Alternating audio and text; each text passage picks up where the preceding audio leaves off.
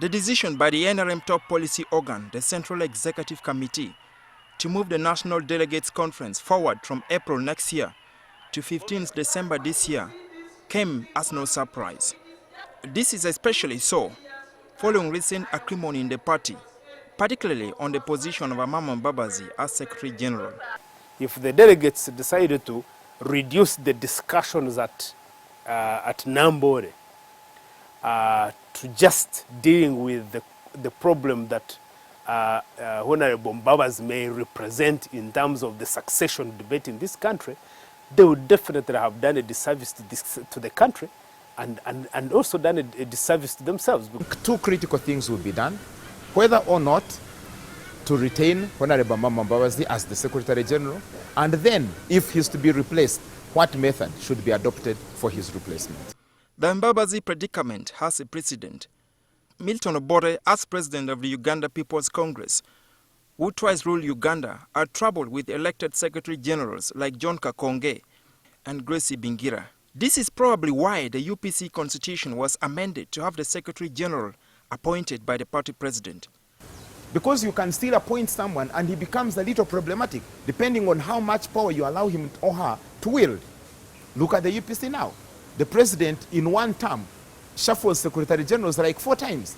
There are proposals for the NRM to amend its constitution to allow the party president to appoint a secretary general, unlike Mbabazi, who was elected.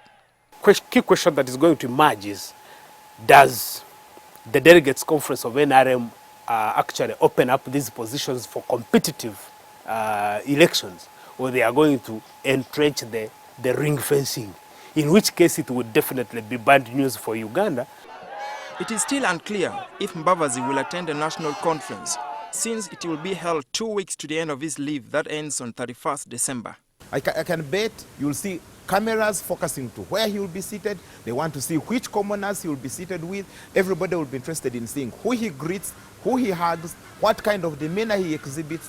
I want to strongly believe he will attend the conference. It's also strategic on his side, because then even the people who did not like him some time back, a few months and a few years back, with the way he has been treated, are now coming to like him, and he will definitely now get the support.